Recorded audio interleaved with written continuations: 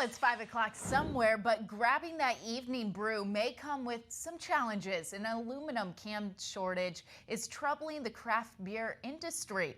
The pandemic may be to blame. Fox Ashley Soriano is live at a brewery in Henderson, Nevada to tell us more. Hi, Bridget. Breweries like the one I'm at right now had to shift their business models overnight during the height of the pandemic. That meant more canned beer for curbside pickup and less draft beer because tap rooms were closed. The result, a can shortage. It's coined the Candemic. Craft House Brewery fills 4,000 aluminum cans a week. Last month, nearly half of their beer went into cans. We were consuming at a rate that had never been consumed prior. Now supply is struggling to keep up with demand. The supply chain disruptions, go beyond cans. Almost everything that brewers use in the brew house right now is either challenging to find or going up in price. So when you have a perishable product sitting in your tanks ready to be packaged, you didn't have anything to put it into. So Craft House Brewery had to adjust, removing the sleeves from existing cans and relabeling them, which is actually like throwing money down the drain.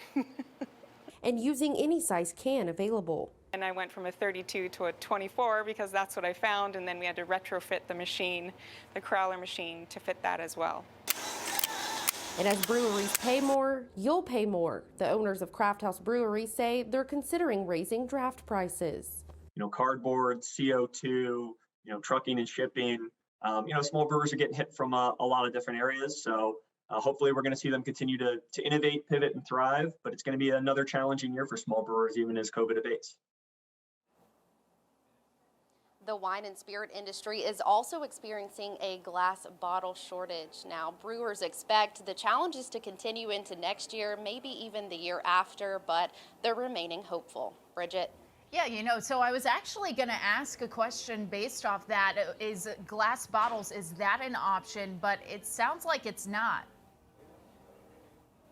No, I mean, they're also experiencing a shortage with glass as well. But people in the craft beer industry tell me at least cans are the better option in terms of they're lighter and more environmentally friendly, as they've told me. So no, glass seems to be out of the question. So Ashley, what's the solution here? Is it just going to be that prices for beer and wine, things of that nature, go up, or are we actually going to see less of the supplies, maybe less variety on the market?